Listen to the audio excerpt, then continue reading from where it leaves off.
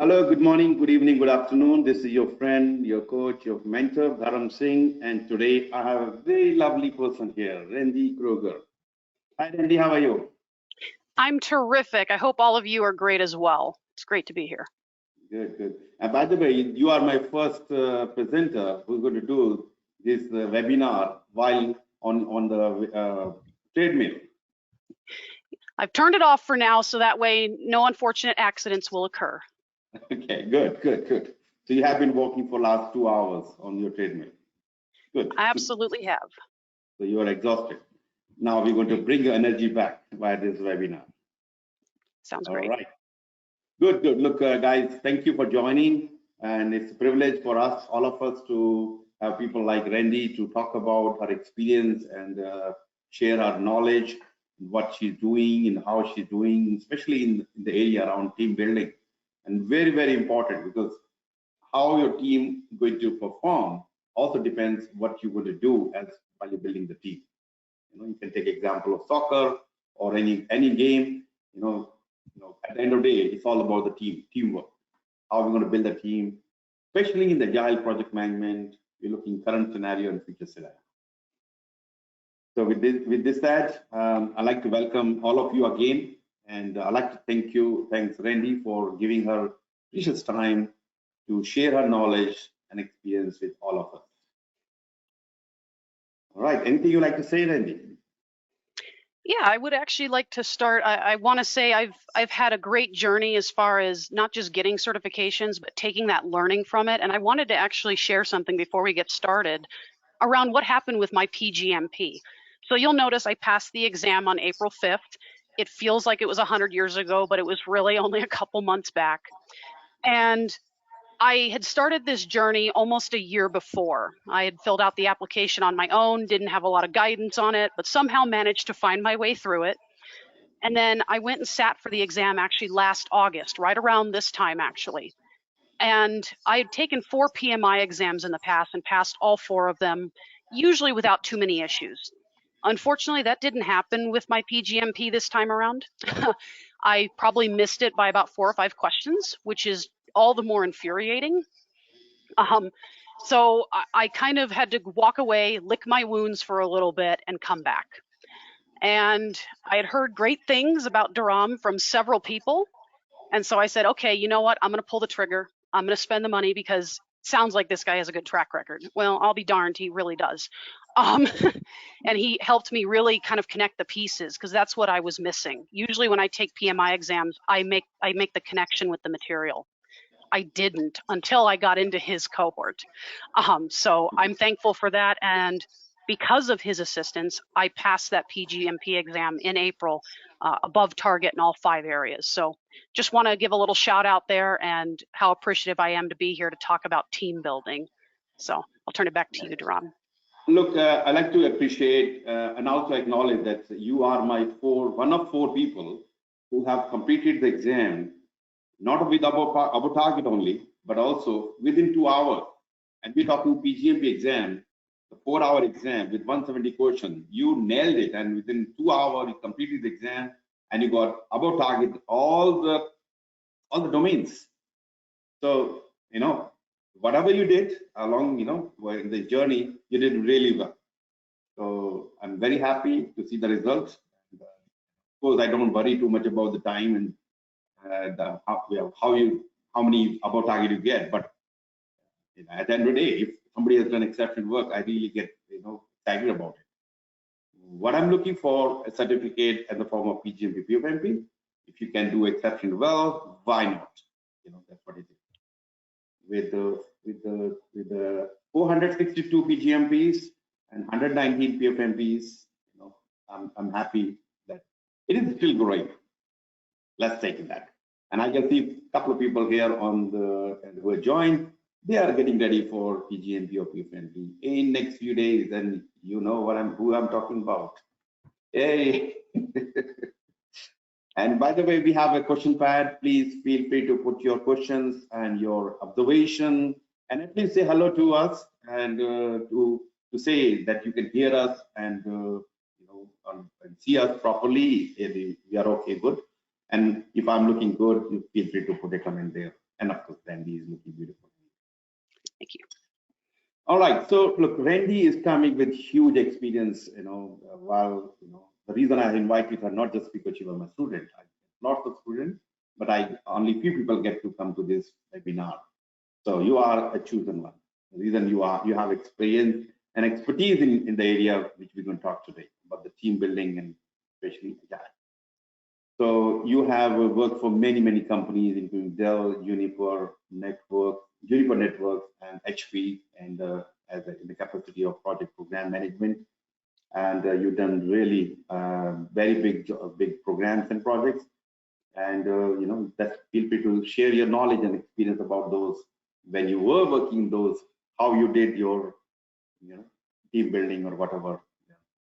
So we do have set of questions which you have seen before, and you have prepared. So no surprises unless we get audience question, which I will encourage everyone to, guys, please bring more questions. More questions will, more interaction will help us to think outside the box, because we have a box, we have a question. But I like to see how Randy going to perform. Not about Randy, about us performing in this, unknown questions. But the question has to be related, whether it is about the topic, and feel free to put your question around PgMP or something, especially to me, if you want me to take care. And I have shared a few links on the chat. Feel free to use them, especially if you're working for PgMP PfMP. I have a couple of videos there, which I recorded some time back. It is, really good way of getting started. Of course, you will see me in different avatar. In my olden days, when I used to have a long beard and white hair, and when I was old, not anymore. And there are other, and one more actually link there. I have started a series of PgMP PfMP sometime back. 3 already done, and 4th one is on 13th and 14th of September. When I'm saying 13th, 14th, 13th for the American time zone, 14th will be for the Australian time zone. At the time I will be in Australia, and this will be my 4th session. So I've done already 3. So if you have not watched, not participated, please go and watch and listen to those videos. 3rd one I have to redo because of some internet problem, and I have to cut short in between. Not I wanted to. And the problem was I keep talking, and while my internet was down, I thought, why nobody is responding? And I said, hey, nobody's there because internet gone. So I have to redo that, and you will see that. But anyway, and I have some short links also provided, especially for the offers and discount. So please check the chat and take a note of that, copy paste somewhere. Anyway, so we will take your question as well later on. But let me get started. Anything else you like to say, Randy, before we jump into questions? Just a shout out to some of the people I recognize in the audience. Some of you I've worked with. One of you I went to high school with. So hi, it's nice to see you all on there. Oh wow! So you got somebody who has you spent time in high school. Wow. Yep. So good stuff. Man, look, that's exciting, and I can see the response back. Great job. Okay, good. Thank you all for joining. And I know some of you are busy in work, but you take, the Randy is here, so why not listen to her first? And so let me start my questions. Are you ready? I am. Okay. Now I can see a response from your friend. Good job. And hello from my side as well. Okay, great. So let me start my question. And the topic, as you know, is about team building and in the Agile project management, current and future. As I mentioned, the way we build a team, the team members we have is going to change, make or break your program or project. So we need to put some efforts to make sure we have right people in the team. So my first question is, how do you approach team building in project management in the current dynamic and remote work environment? I have follow-up question as well. Let me continue with that. Where do you see the biggest challenges in team building? Well, thanks for this question. As someone who has only project managed effectively with the title for about a decade now in a remote environment, it's huge. one of the things it has to start with is your actual individual group. So your PMO, the people that you work with day to day, but are not necessarily on your project team. It has to start there. Building the good rapport with them, especially when you're new to the job, new to the industry, that's a big leap and a big way to kind of jump into it effectively, because they will already have built relationships with the very people you're going to include on your project team. And so they can kind of do a warm welcome. Your manager can do this as well, but I find your teammates are better suited to do that. So they can do that warm welcome. They can help you get in touch with the right people who are going to be on your project. And ultimately, that will set a good precedent. If you're reaching out cold to someone, that tends to be a little bit more difficult. They'll admire the fact that you have the courage to do that, but it won't be as effective as if someone brings in who already has a good rapport with those potential project team members and do that. So the biggest challenge to me in team building is really understanding the personal dynamics. You know, how does one person operate? Because each team is different, each individual on that team is different. And I'll give a specific example to this. I had an awesome SME when I was at Juniper Networks. We were working on the knowledge management system. And she was just a plethora of knowledge. Unfortunately, because she got ripped in 17 different directions on a daily basis, it was hard for her to get action items done. Not because she didn't want to, but because she was literally pulled in every direction. So to help her, I said, what can I do to help you? How can I help build the rapport we have and help us move towards that project and program completion? She asked me to schedule time with her. And sometimes it's understanding those dynamics that makes us most effective. Okay, I'm going to schedule time with you so we can work on those action items, we can solution them. So little things like that make a big difference, and really understanding and getting to know your team. And one of the things that I do when I go into an initial team is I don't come in like a wrecking ball. Yes, that's a Miley Cyrus reference. I don't like to come in and just, this is my way, we're going to do it, you know, this way, and too bad. A, because that's not how most cultures operate when you come into a new role or even a new project. And B, it's very, very negatively looked upon. Sometimes people can get away with it, but I will tell you, generally speaking, that doesn't work. I did that at Dell and it was a massive failure. So coming in, really getting a sense for how people operate, see how they interact in the room, kind of be an observer. And then from there, start building your strategy as far as, okay, this stakeholder prefers to interact this way. You know, hey, I don't want to be called. Don't call me all the time. IM me, email me. Little things like that can make a big difference as far as, you know, managing and building a project management team effectively. And that's how you can overcome that challenge of, you know, not a one size fits all approach. Great. Thank you. Thank you very much. So as you correctly mentioned, you know, help looking after your team. First of all, identifying the right person who should be in your team, and you know, when you onboard them and when you're working with them, you need to create an environment for them. Basically, you know, your job is to ensure that they have the right environment created so people can function as effectively as they can. If they spend more time in removing the blockers and, you know, the road, you know, what you call impediments, they are not very effective. This is something you should take as a servant leader. Okay, and now let me find out what's happening, what I can do to make my team more comfortable. If somebody is not performing as you're expecting, it's not just always that he or she is not effective or they don't have the experience. As you mentioned, 17 people, you know, she's pulled in all the directions, and you don't have so much time and energy to deal with everything. And as a project manager, as you know, bring your emotional intelligence, think what you can do to make them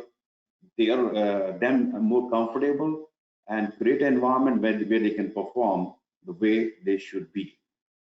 And listening to them and understanding them are some of these features as a project manager you can bring as a soft skill or power skill we call so far. Great job. Thank you. Anything else you'd like to add? No, but I do have a great set of answers for the second question, so I'm looking forward to diving into that one. You already burst you. Dharam, bring the question. All right. So, okay. What are the barriers or obstacles to project team development? And how do you perceive these challenges? And what strategies do you employ to overcome them? So I'm sure most of you can relate to this if you've been a project manager or even a project team member. You ever get on a project team and all of a sudden you're getting direction from 3 or 4 different people? You know, maybe managers, directors, VPs. If you say you haven't, you're very lucky. Most of us have. So I call that the too many cooks in the kitchen problem. So you've got too many people giving too many directions and they are usually in conflict. So to me, that really prevents a project team from gelling together because they are beholden to too many people and too many interests. And so that's one of the biggest barriers I see going in anywhere. The other one I see is weaker sponsorship. That doesn't mean the sponsor is a terrible person. It just means they've never really understood how important and pivotal the role of a sponsor is. So I've seen it in some cases where the sponsor will be available and they can answer questions. They can give very clear guidance and direction. And then I've seen it where there's competing interests and one is trying to push out the other. And that's another issue that you have to overcome. The way you can overcome that second issue where you've got sponsorship, where it's not, you've got 2 people that are competing, is you essentially sit them down in the room together. So let's say you have a key stakeholder and a sponsor together, and they both have similar levels of influence in the organization. You sit them down and say, okay, ultimately the sponsor has to be the one to tell us what direction we're going in.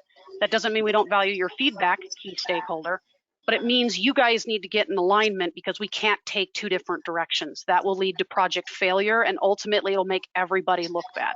And our goal is to make sure we are successful, we don't look bad, and ultimately we all march in the same direction. Has anybody ever seen that meme where it's got rowers in the middle of a pool and they're facing each other, so 3 on each side? It kind of reminds me of that, where they're rowing and they're trying to push back and forth versus rowing all together and they just go. You see it in, competitive rowing. They work together, they're in sync, they're in time. That's how sponsors and that's how key stakeholders have to be in order to be successful. And you can apply that same technique when you have too many people giving you insights as well. Just sitting them down in the room, explaining, look, we're getting conflicting feedback here. We're getting conflicting issues. The team can't develop and gel together because they're being told different things from different people. So just sitting them down in the room will take care of 90% of those problems. You still might get some issues thereafter, but that's when you continue to do follow-up. Follow-up is such a crucial piece. It's similar to dog training, if you will. And I'm not calling anybody a dog, but it's the same thing. Repetition and consistency is what keeps people on track. So that's what I do. Hey, I'm getting the sense that we have 2 stakeholders here. One's a sponsor, one's a key stakeholder. They're going in different directions. We're going to sit down together. We're going to hash out what direction we're heading in. Yeah. And once we get that direction, we go in that direction and we move forward until we are informed otherwise. So just making that very clear. And something that I screwed up on in the past is not putting roles and responsibilities. So even within a team, so that can also hamper project team development because someone will think it's their job or they will think it's not their job, which is almost worse. And so you have to kind of put that in place and you have to get agreement. You see it in Agile as kind of a team charter. It kind of starts that foundation or that legwork so that you can all get on the same page and work together effectively. So those are the 2 biggest barriers and obstacles that I see. Everything else is generally worked out one-on-one. The only other thing I will add in this particular case is when you have a conflict with someone on the team, whether you're the project manager or a project team member, the first move should not be to escalate and involve a manager in that discussion if it's something very simple. And when you go into one of those conversations and they're uncomfortable, I'm not going to pretend they aren't, you go, okay, can you explain? Ask questions. Can you explain what you mean by you want it this way? Can you describe that to me? And you want to stay factual. Your initial instinct may be, I want to reach through this telephone pole, and squeeze your neck, but you really want to just keep that calm, level head and go, okay, why are you saying this? Where's this concern coming from? And identify that. You know that as root cause. What's the root cause of this issue if you're a project manager? So same sort of thing. But those are the things that I think are the biggest challenges. That's how I've handled them, is just sitting down one-on-one, have that discussion. I only escalate if I absolutely have to, and it is a last resort, because in some cases it can be a career limiting move. Exactly. And yeah, you highlighted very important points. One is having clarity of roles and responsibilities. When talking about your sponsor, your steering committee members, and there are other roles and responsibilities. And when you go into the PgMP learning, we talked about the governance practices and good roles and responsibilities. Establishing the roles and responsibilities is very, very important. Because otherwise, you mentioned, hey, is it my role? I don't know. Maybe not. If nobody's asking, okay, maybe it's not my role. So there should not be room for assumption. It's already clearly defined. As a sponsor, these are your roles, responsibilities. As a programmer, these are my roles and responsibilities. As a steering committee member, you know what to do. What not to do. You don't want to duplicate. Maybe you're trying to do the sponsor's role. No, actually, you're not a sponsor on this one. So that's something very, very clear and should be established as soon as you have opportunity, when you start the program, so that we have clarity, especially we talk about program level. Governance plan is agreed upon, roles and responsibilities are clearly defined, escalations and thresholds are defined. So we don't want to have any ambiguity, any confusion there. Yeah. And second point you highlighted about the conflict management, and that is kind of a given in most of the programs, especially when we're talking some personalities of people and SMEs, and they're coming with their own background experience. And they, everybody believes that they are the best, or they know whatever they learn is the only way. But as you said, bring them in the room, understand the root cause of the problem, and try to, find a way around. There can be some uncomfortable situation, of course, but that's what we have to deal. If you let them fight or let them have the argument, then it's impacting not only them, but the entire project or program getting impacted. Good job. All right, let me take a question which was written earlier.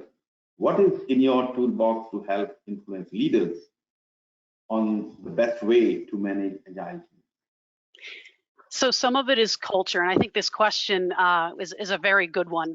But yes, it's about understanding what the culture is. Is the culture ready for moving into Agile if they're not already Agile? If they are Agile, are they really Agile?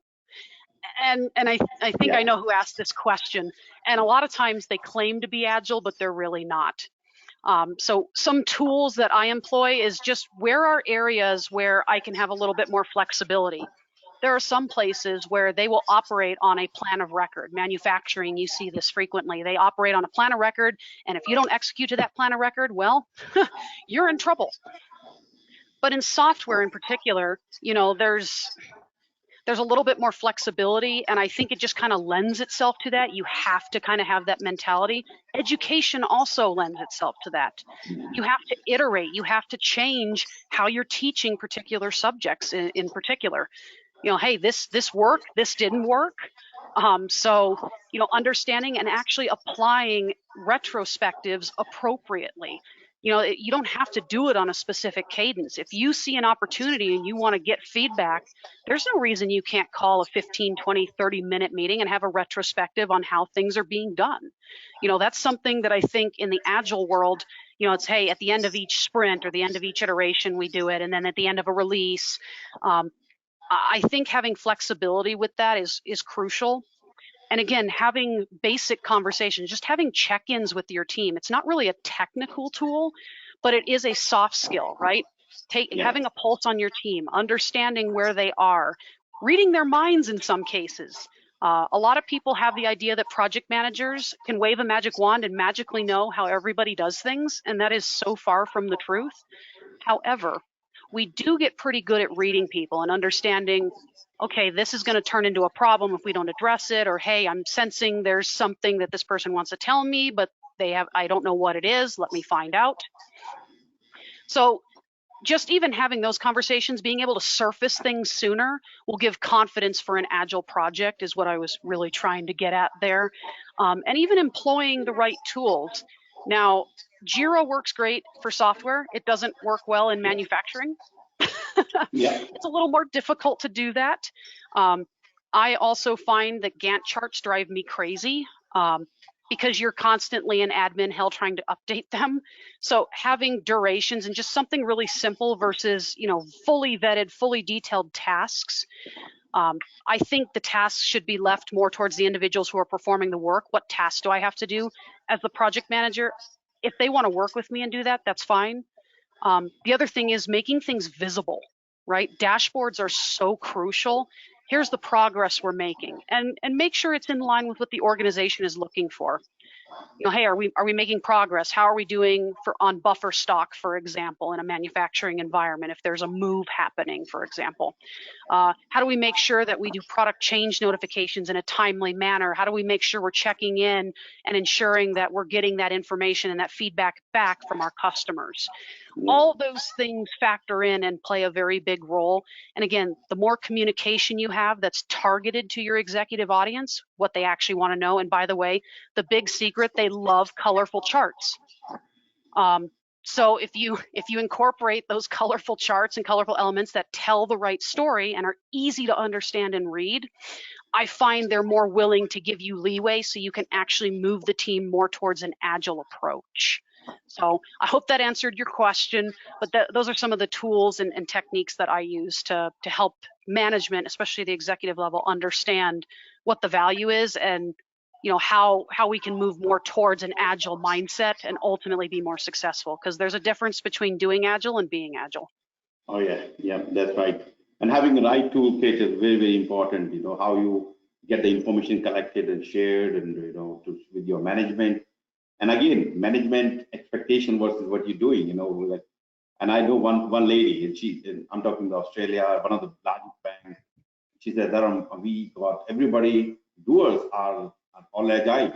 They're running the project in agile, but the management, they are still expecting the report in this format, the traditional predictable environment kind of thing. So they have not changed themselves. So you need to not only change and convert your team, in agile mindset, but also your middleware and the senior managers all have to align themselves with the new way of doing things.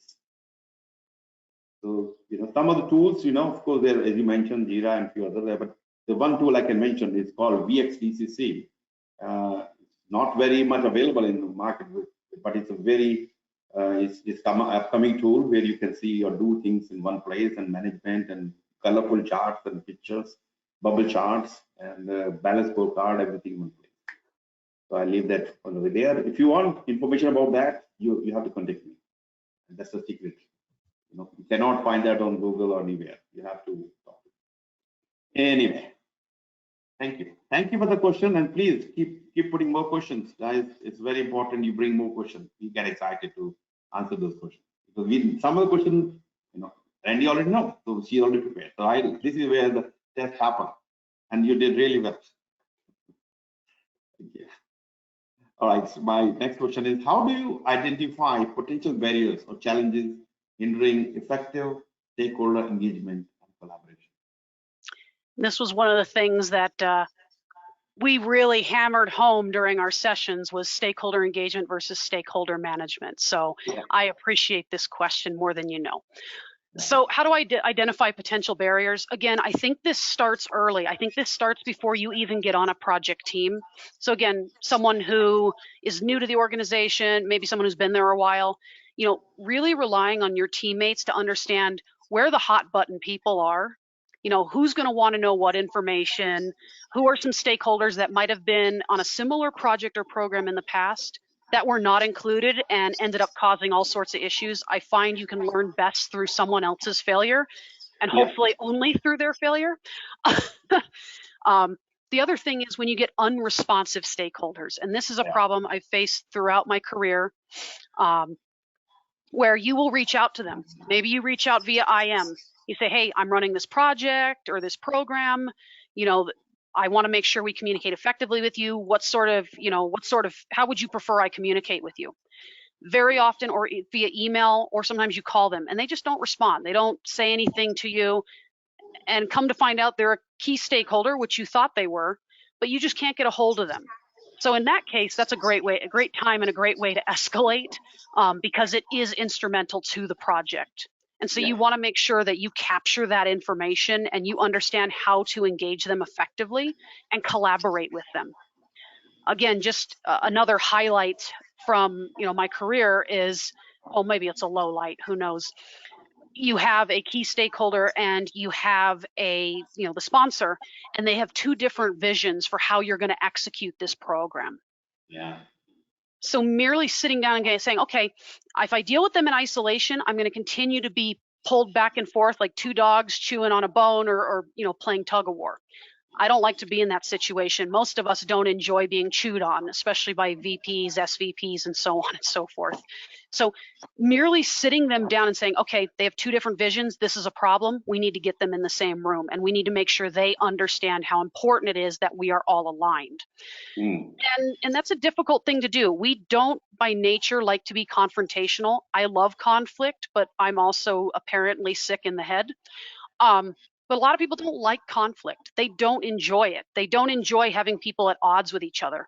One of the things that's most important as a project or program manager is you have to be comfortable enough to handle conflict. When someone's giving you feedback, even if it's negative feedback, for example, hey, I don't appreciate how you sent out that report. It seemed like it was elementary. First of all, recognize they don't particularly communicate well if they're going to be snippy like that. But come back and say, okay, it sounds like I didn't hit the need.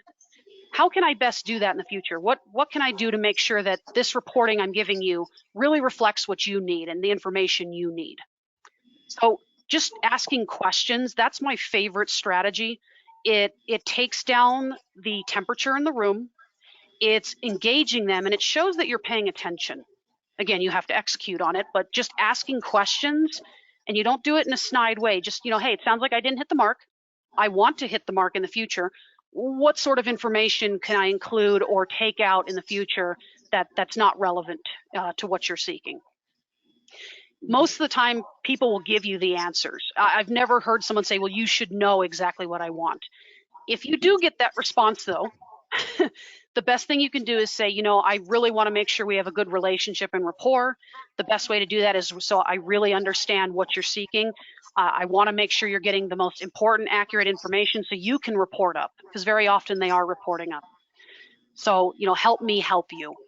That's one of my favorite phrases. It's very popular if you're customer facing. And I saw one of my former HPE colleagues on here, help me help you.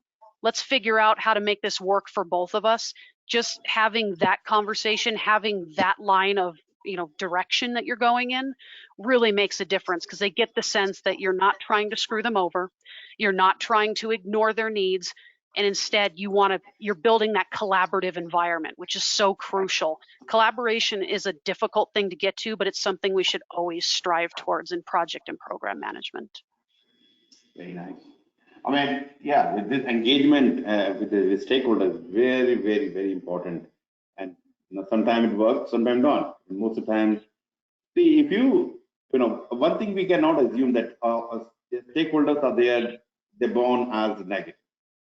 Some maybe, but most of the time, these stakeholders are now negative because of their past history, working with the project manager, previous project manager, the way they were recognized or not appreciated about their work. So then people become, I don't care, or rather they become pain.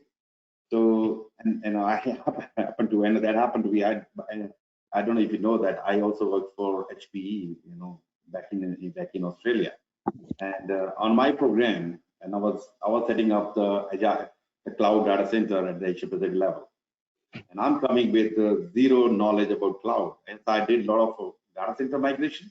The cloud, I was able to spell it properly, but not more than that. So I know this project, this network engineer was very important, actually network manager. And I was told by many people that, good luck, we heard that you want to work with so and so person. So why? So because he don't get very well with project program managers. What do you mean?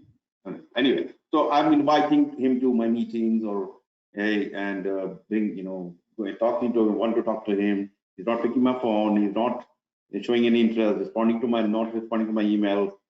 What's going on? I don't mean, this is very important for me to have a relationship, and otherwise I can't do anything, especially I don't know anything about cloud. So anyway, my approach was, okay, when we were, we have to go to data center together. And I'm not talking about the work. First thing, if you keep thinking about work, deadlines, you're going to miss out on the conversation. Bring yourself, the conversation happens when we both at the same frequency level. If I'm at high and you're low, not going to work. If other way around, no. So we have to bring ourselves on the same level. How can we do that? By having some informal conversations. I was talking to him, hey, how things? I saw that you are very popular on YouTube or maybe on Facebook or something like that. We talked about soccer and what he interested in. Suddenly we find that, hey, we are talking, the communication happening. And by the time we finished and came out from the data center, he said, Dharam, I know you're new and this program is very important for all of us, and you can count me on this. You call me at any time. You don't have to book an appointment. If I'm sitting there, just come and tap on my shoulder.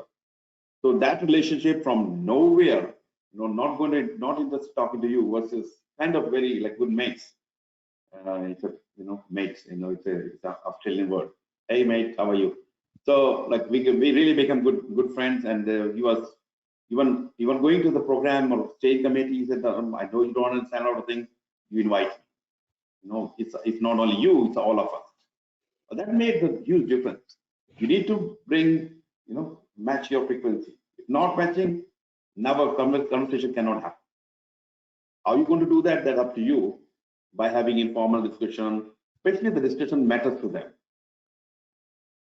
You want to talk about yourself. Hey, how good I am. I'm certified. I'm this. No, nobody cares about that. You talk about that person. Talk about their kids. That what they do and how they do. You become very good friends. Anyway, so it's my 2 cents. I think we have a question here. How do you manage changes in requirements during a sprint without negatively impacting a project timeline and team morale? So that happens a lot, unfortunately. One of the ways that I think is most effective for managing something like that is recognizing, is it in line with what we're currently doing? What is the overall effort going to be to do that? I don't like adding things in the middle of a sprint. I think that just completely obliterates the team's morale, especially if it's done all the time. But if it's something minor, like, hey, I want this link to be blue instead of red, for example, that's a pretty small thing. We can probably bring that in there. If you're talking something much more substantial, first of all, that has to be groomed out. You have to walk through, okay, what does this actually look like? Are there success criteria on it? There's certain things you can do to say, okay, that's not going to get done this sprint because this is a massive departure from what you told us initially. We can possibly prioritize it moving forward. Let me talk with the development team. So if you set the expectation that we welcome changes, but just understand it's not going to happen right this second, I think you can get around a lot of those problems. As far as the schedule is concerned, and this is actually a really good question, what I've always done, especially when there is a hard deadline associated with something, which pretty much everything at Juniper was hard deadline associated, was, okay, we need to take this Moscow approach. We need to know what are the must-haves, what are the should-haves, the could-haves, and the would-likes. And we need to identify which ones absolutely have to get done. And again, I don't shy away from letting the developer and the business SME talk to each other. Is this what you anticipated looking like, this looking like? Doing a small demo, and again, I know it's a little bit of a deviation from what we normally see in Agile, where we demo to a much larger audience of stakeholders. But if the SME has something in mind and they're representing the rest of those stakeholders, there's no reason we can't do a preview and say, how does everything look? Does this kind of meet your expectations? Have little informal check-ins. We did that at Juniper, and we were able to have less of those massive changes and more tweaks, which again, the whole idea is to deliver value, and the whole idea is to deliver exactly what the customer's looking for. So just having little check-ins, understanding, we can follow a process like Scrum, or we can understand that there's always going to be different cultural environments, different people involved. And so let's figure out a way to make sure that we get that feedback. Something that's I was learning with disciplined Agile is, making feedback happen sooner, right? Yeah. We want feedback to be much more frequent. So if we take smaller chunks of work and we break it up a little bit more and we go, okay, how does this look? Yes, it's a little bit more work on the development team, but in the end, you're not a vast departure from what you had envisioned as the business SME. So that's one way you can do that. It won't necessarily impact the schedule too heavily, but if it does, you as the PM or the Scrum Master have to be comfortable saying, hey, because these changes, and you need to document those changes. It has to be very clear these changes were requested at this time, and that way you have some traceability with upper management, so to speak, so they understand this happened in the middle of a sprint. They asked us 2 days before the sprint was about to close to make this massive change. Here's how we responded to it. So those are all things you can do to keep the schedule, still welcome that change and that feedback, and at the same time, not completely drive your developers crazy. Exactly, very important. Look, change can happen or happens, especially in Agile. There are board changes likely to be, and how you manage them. Of course, you will say, okay, we don't have the formal change control process, which we see the predictive environment. Good to have that as well, but you still need to document it. Still need to analyze it from various angles, because you don't want to see you fix something, you have broken something else. So yes, your team has to do some analysis, and right people have to involve. And of course, in order to explain your management why you made this change, what was the reason? Why you said you want to be ready for, hey, we got last minute change. So anyway, so tracking those change is very, very important. Of course, don't worry, there's too much documentation. Of course, PMI expects you to do documentation, but it's not PMI. We actually, it's a best practice to do the documentation. Right documentation, not too much documentation. Okay. That's the change management. Any changes, you document it. Good. And I like to take the next question as well. I like, it's also good, very good. Especially somebody who's getting into the project management career, very important. So Randy, what courses or certification would you recommend for those who just starting their project management career path? How did you start your journey to building up credentials? Good question. Great. Very good. Yeah, absolutely. So some of my favorite stories to tell. So I got hooked on certifications, and everyone who knows me will tell you I have a problem. So as soon as I finished the PgMP, I was like, let's go learn about disciplined Agile. Apparently I have a problem. I'm sure my husband is in the background rolling his eyes right now because he knows it's true. What I did was I knew starting in project management with the formal role. So I had been doing project management for years, but I didn't have the title of project manager. It's really understanding how you've impacted a company or an organization or a division that you're working in. How have you changed it for the better? Maybe you've streamlined a process. Maybe you've cleaned up something for them. That's all project management. Yes, it's on a smaller scale, but that doesn't matter. Project management is project management is project management. And I've had many people come to me because I used to be the VP of programs as well as education for the PMI chapter. And I've had people come to me and they say, I don't have the project management experience. Well, I'll find it. You and I will find it together. And I'm sure one of my colleagues on here, two of them actually will probably speak to, yeah, she found the project management experience I had. So it's understanding how you're making changes in the environment. So that's how you want to start thinking about it. Have you helped lead something? Have you been part of a project team? Really think about it that way. You don't have to have the formal title. How I got started was 100% on accident. And that's usually how most project managers are, although I'm starting to see people deliberately choose that field now. So that's good. We're getting traction, always a good thing. It happened where I had an opportunity. I was offered at HPE. I was a senior career skills instructor at Job Corps. And again, I was managing that project or program, if you will, getting students through, a lot of students who didn't necessarily love school. So that was always a challenge. There's your stakeholder issues. And it looked like a fun opportunity. I said, hey, this is something to learn. I thought by 25, I was going to be an HR manager. Well, that definitely didn't happen. I am so not suited for HR, and I know that now. I'm politically incorrect. So I had the opportunity and I jumped in. And so the first certification I got, which was not mandated per se, but it was very heavily recommended if I was ever to move up, was the PMP. So that was the first one I went after, and the company supported it. So you have to have a company culture that supports certifications as well. So I got my PMP within 7 months of starting my job at HP. And then I met with a very wonderful group of people who snookered me into doing several more.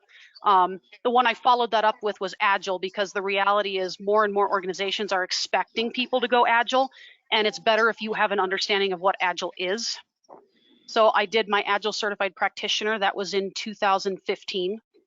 And then in 2016, I was fascinated with risk. I love risk management. I think it's one of the most important aspects of project management, with communication, obviously, but I think it's also the one that is most poorly executed on projects and programs. So I decided in 2016 to go after my RMP, again, with a cohort of people. Surround yourself with people who are interested in that, by the way. That's how you get motivated. And then in 2018, I thought business analysis, I've always been fascinated by it. I need to understand how they work in a team. So I went after that. And then I took a break for a couple of years. I said, okay, 4 certifications is enough. And then I'm going to blame a couple people here on the call. I blame Erica Grong. I see you out there. She and a couple other folks said, hey, why don't we go try this PgMP? And I thought, well, I have a group now. I'm not doing this by myself. So we ended up going that route. I'm not saying you have to get all those certifications. I'm saying they definitely did not hurt me in my career. So between the time I started project management, actually in the last 3 years, I've doubled my salary. Oh, wow. Yeah, I didn't realize it until I looked. So you can do that. And one of the things I tell people about a career is, learn as much as you can at every company, be appreciative for the time. Even though I did not have my best experience at Dell, I am appreciative and I learned a lot. So shout out to Dell, I learned a lot because I made a lot of mistakes there. So, you have to learn, you have to grow, you have to build, but don't be afraid. If there's an opportunity somewhere, go take it. Loyalty to a company is good to a point, but remember, it's a mutual relationship. You have to give them value and they have to give you value in return. So don't be afraid to look at other roles.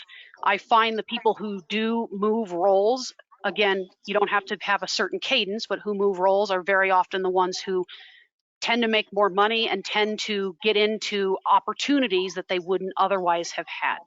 So that's some advice I have.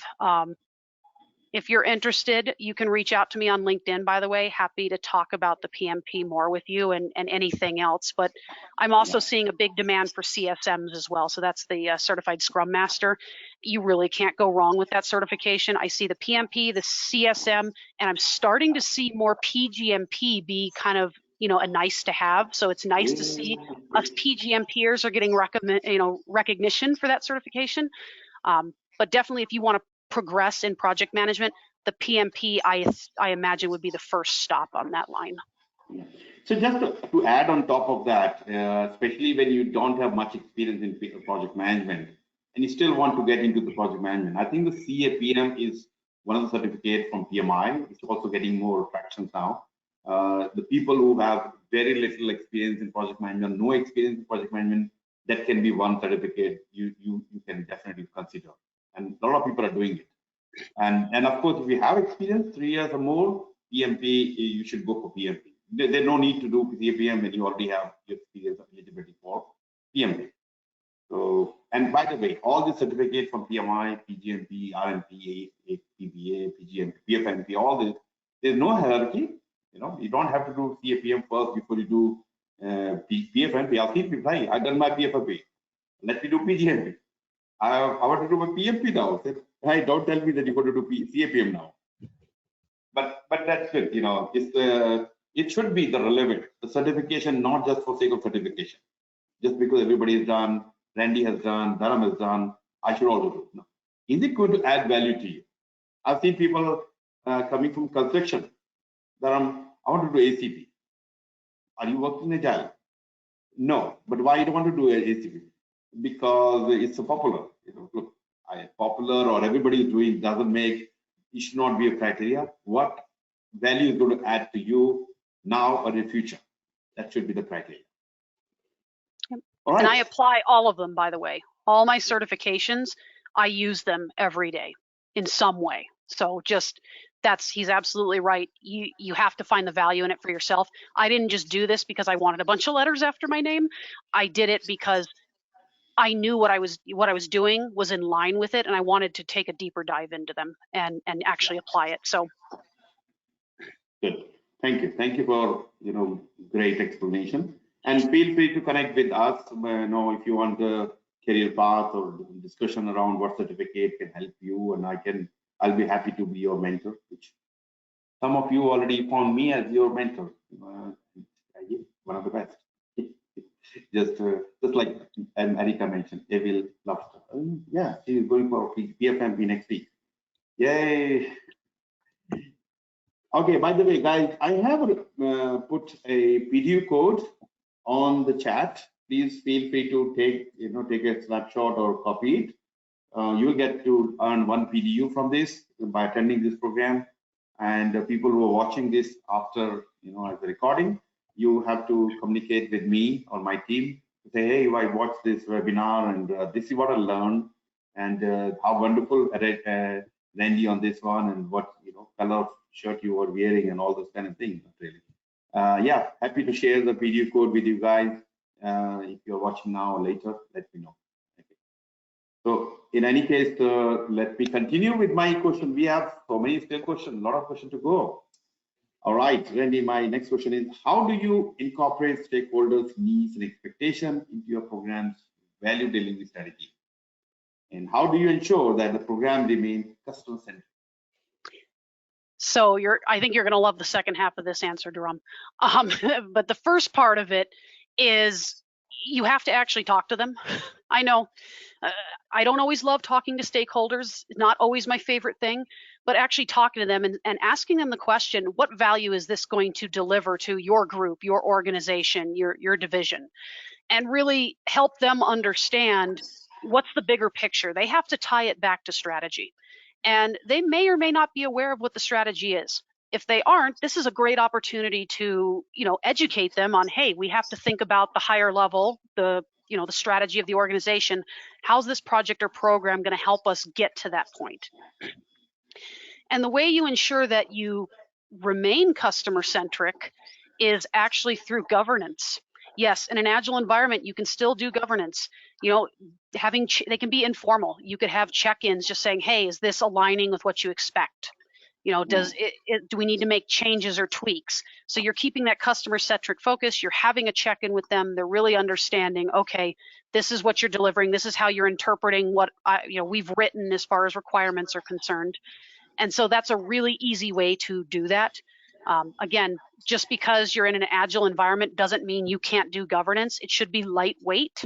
And if we're pulling from the disciplined Agile side of things, these should be risk-based milestones that are kind of pivotal overall and really propel your project forward, where the biggest risks are or where you're going to have the most opportunity to make the most value-added impact. So setting those early will help with your stakeholder needs and expectations. And the other thing that, again, I cannot overstate enough is actually communicating. Here's what we're doing. Here's why we're doing it this way. It's as simple as that. And if they have further questions, you've already started that dialogue with them. So you're already keeping them in mind. So that's just some of the easy ways I can think to do that. And that's what I've employed as I've gone through my career. Exactly. I incorporate them as and when, especially as early as possible. Talk to them, understand how they are aligned, what value we have to deliver, and what is good, what does it mean to them? Because the same value, same outcome may be different to different stakeholders. Understanding what that means to them, and communicate to them in that format, in the expected format, what they want to know about the value delivery. Good job, thank you. Moving to next question. So with the rise of virtual teams in today's project-driven workforce, what are the essential areas or approaches to consider doing team building in the virtual environment? So this is a great question and something that I try to incorporate anytime I have a meeting with anybody on the project team, any key stakeholders, the sponsor. Have a moment in the beginning of a meeting. So try to get on a couple minutes early if you can. And really just try to, as we call it, shoot the shit, right? Just talk to them, really get to know them. It's harder to yell at someone when you're actually building a rapport with them. And, just for all the people out there who may not be project managers, we are human. We're going to make mistakes. Screaming at us, we'll fix it, but that's not the best way to motivate us. But I find the best way to do it is actually to build in a little time in the beginning and go a couple minutes into the meeting even, and have conversations with people, get to know them, ask how their day is going. If they're on video and you see something in the background, I see you have a dog in the background. Tell me about your dog. Just something very simple. You're already kind of endearing yourself. It's not manipulative, by the way. I hate when people say that. Well, that sounds manipulative. It's not. You're genuinely taking an interest in someone. You're trying to build a rapport. The only way to do that is to learn more about them. And some people will open up and they will tell you their life story. And some people will be very buttoned down and they just won't tell you. Keep at it. Okay. Just ask questions that they seem comfortable with. And so that's important, again, especially in a virtual environment where we're behind, when we get on Teams calls or we get on Zoom calls and we're not on video, very often we almost dehumanize people because we can't see them. So, if you can, I also try to go on video, when I'm not walking on my treadmill, I'll try to go on video and have conversations with people. And so they can see me, they can see my body language. So that's a really important aspect. And again, just taking an interest in those individuals. You don't have to dive deep if you don't want to. It can be, hey, how are things going today? What's the weather like in Chicago? It can be simple stuff like that, but it shows that you're interested in more than what they can give you. So that's what I think is most important, and it's essential, and it's a good approach to have when you're dealing with team and team building. Yeah, and it's very important because especially in the virtual environment, virtual team sitting there, in the different part of the world, and you don't have to, you get to see them physically. So, and the problem is in the virtual environment, sometimes the start and end time is not there. You start your work when you see the first email from your boss, and you start typing, and suddenly you see another email. I have to jump in the car. Have you had the breakfast? It's already 11 o'clock. Oh no, let me grab my sandwich, and you quickly go to the kitchen. It's all rush. So yes, productivity wise, you get a lot of productivity, but the people working in remote areas, in the isolation, sometimes only themselves in the whole house, can be killing. That is, you probably know, can be a cause of lots of depressions and suicidal thinking, all kind of things. So as a project manager or program manager, your responsibility is to understand what they're going through and what you can do from your side to make their life a bit easier. Not always work. When can I have this, deadlines, all these things. We love talking about this, but not all the time, guys. You need to look after your team. If you look after the team, they will look after you and your project. Okay, so that's simple, man. Anyway, so thank you. And I will have one more audience. We have a question received previously from the audience, so I will go through that. And I don't see any more audience questions. That's fine. So the question is, what are the major key things to be taken care of while building team and while team building? How can one save themselves from office politics and grouping during the project, and which can create dispute between team members?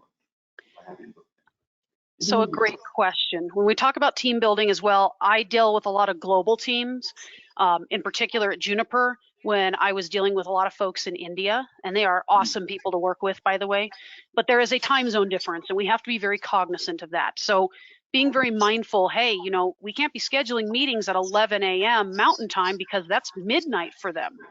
That's not fair to them. So being mindful as far as, hey, what are your working hours? Asking that simple question. Hey, if we book meetings with you, when would that be best? I find people in the US are much more capable of getting onto a later meeting. And so sometimes you have to adjust to that, but that shouldn't be the entirety of it. There needs to be some give and take. And so that's a good way to start is, hey, I'll meet you at 9 p.m. my time and we can have a discussion. The other thing you can do when we talk about office politics, I hate to be the bearer of bad news. You will never escape office politics. They're there. What you can do, though, is not feed into it. So don't go griping about, oh, I really hate how this VP does things. You may, in fact, hate how that VP does things, and you are allowed to have that opinion, and you are allowed to express that with a family member, for example. So find an outlet. But when you are in a meeting with someone and you're dealing with office politics, the best thing you can do is just ask questions. Hey, can you explain to me a little bit more about why we're doing it this way? I'd really like to understand. It's as simple as that. You're saying, hey, I don't necessarily understand all the context. I want this context. Can you help give me that context? When people group during a project, sometimes developers against QA, sometimes developers against business SMEs, sometimes everybody gangs up on the project manager. It happens. One of the things you can do is just say, hey, I'm sensing there's some conflict. It sounds like I need to get some feedback. Can you provide me what's actually happening? Because I want to make sure that we work effectively. So again, you want to explain your intentions. Here's why I'm doing this. When you have that level of transparency, it's very difficult for people to group, and you tend to find that people open up a bit more and those problems go away. You're going to have storming on a project. It's a matter of how severe is it going to be and how long is it going to last. Yep, very nicely presented. Good part. Thank you. All right, anything else? Anybody else have any questions before we run away? And I don't have any more questions, but for my side, I can really appreciate the way Randi has expressed herself and the way we talked about these questions and the way you guys are present and asking questions. Thank you for your questions and staying here. Some of you, I can see you are late night, midnight, whatever it is, but you are committed to learn and you are here. So thank you, all of you, and I really appreciate. Without you guys, we can't do much. You keep coming, and if you need any support with your certification or anything in career guidance, happy to help you. So please, book my time. I think you probably have my booking meeting link. And feel free to connect with me on LinkedIn. Most likely we are already connected. But yeah, so anything I can do for you, Randi is also available to talk to you for any career advice or any certification advice. So please reach out to us, And not only us, there are many people on LinkedIn or wherever, they are ready to help. So find the people, right people who are really thinking about you. Not about, hey, what about me, about my my business. Of course, everybody running business, they have to think about this. What about me? Are you going to be my friend or my mentor, guide, that hand holding? That's sometimes you need. Anyway, so thank you, Randi, and thank you all of you. Very, very nice. All of you did really well. And just a little bit, I'm traveling next week to Sydney, Australia. If you are there and if you want to, learn from me, and I'm running many PgMP and PfMP boot camps, and I love talking physical environment. So I have a Melbourne, Sydney, and Brisbane programs. And by the way, I'm in US, I'm in Dallas. So if you want me to be there in your office or somewhere, or a group of people, I wish Randi and some of you guys invited me to Albuquerque or somewhere, New Mexico. I would have actually happy to come there. Maybe next time. All right. Thanks, all. I appreciate your time today. Really do. Yeah. Thank you. Thank you for, you have stopped your running on your treadmill and given us this precious time. So it was wonderful listening to you. And thank you, all of you. And I will see you soon again in my next webinar with another exciting person. Okay. All right. With this, I will we let go, and you can go back and do your work, or you can go and sleep if you are about to sleep. Thank you, and see you again. Bye.